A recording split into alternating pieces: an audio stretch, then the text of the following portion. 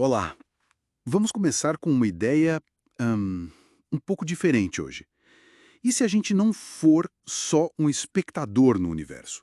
E se, na verdade, a gente participa ativamente, podendo até influenciar a realidade? Pois é um pensamento intrigante, né?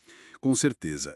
E é nesse território que a gente vai mergulhar um pouco hoje, explorando as ideias de Greg Braden no livro A Matriz Divina. Exato. O material é bem interessante porque o Braden mistura, assim, conceitos que vêm da física quântica com sabedorias antigas e até uns relatos de experiências, sabe? E qual seria a nossa missão aqui, nessa exploração? A ideia é investigar a fundo essa proposta dele, de um campo de energia que conectaria tudo, que ele chama de matriz divina. Tentar entender qual seria o nosso papel nisso tudo, né? Especialmente como as nossas crenças, nossas emoções, como elas interagem com esse campo. Entendi. Então vamos lá. O que seria exatamente essa matriz divina, segundo Braden? Bom, ele começa com o que chama de descoberta um. Seria um campo de energia fundamental, presente em todo lugar, sabe? A base de tudo que existe. Tipo o tecido que conecta o universo. Um campo de energia. Isso. Mas não é só isso. Na Descoberta 2, ele diz que esse campo é também um recipiente que contém tudo.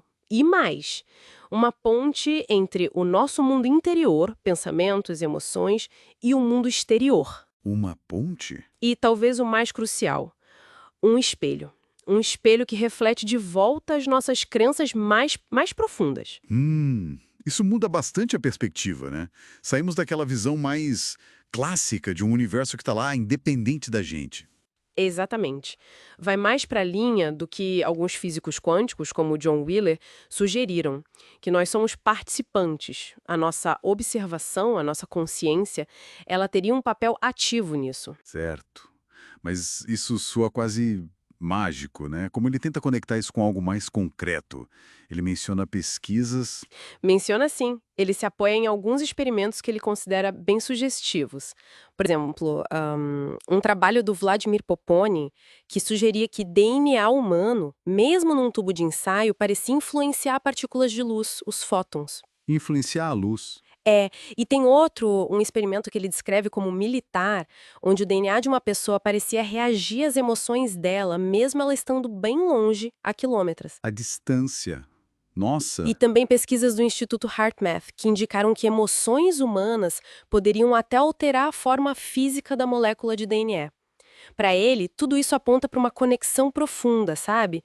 Que a gente está interligado e que nossas emoções têm um efeito real na matéria. Ok, se essa conexão existe e a gente pode interagir com essa matriz, a pergunta é: como?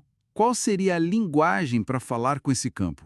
Então, aí entra a descoberta 4. Segundo Braden, a linguagem universal é a do sentimento e da emoção. Sentimento e emoção. Mas ele faz uma distinção importante. Não é qualquer emoção passageira, tipo raiva ou alegria momentânea.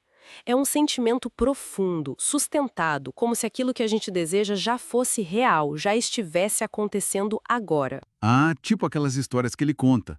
Lembro de uma sobre a cura de um tumor na China. Exato.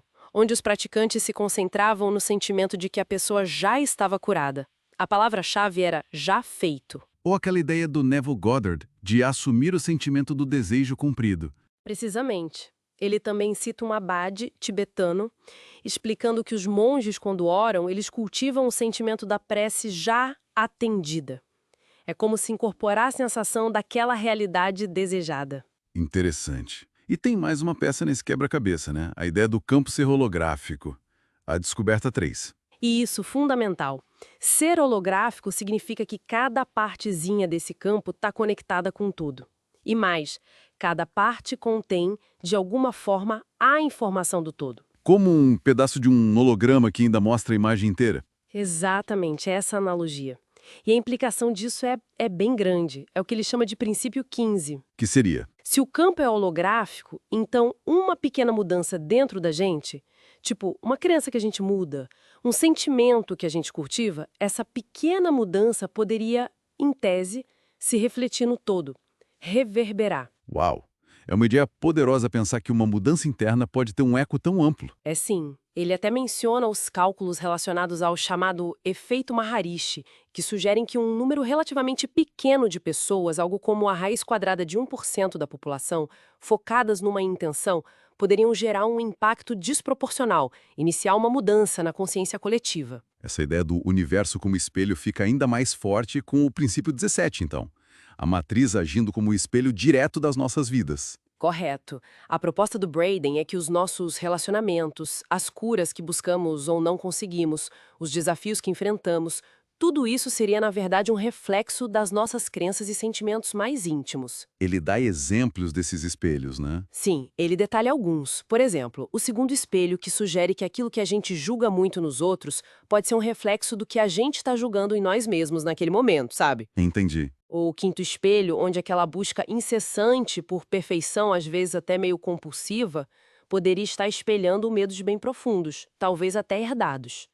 É um convite constante a olhar para fora para entender o que está acontecendo por dentro. Certo, então para a gente amarrar as ideias principais, existe essa noção de um campo de energia, a matriz divina, que é interconectado e holográfico. Isso. Nós não seríamos só observadores, mas participantes ativos. E a comunicação se daria pela linguagem do sentimento. Exato, do sentimento sustentado. E a vida, no fim das contas, funcionaria como um espelho, devolvendo para a gente um reflexo do nosso estado interior, das nossas crenças. Perfeito.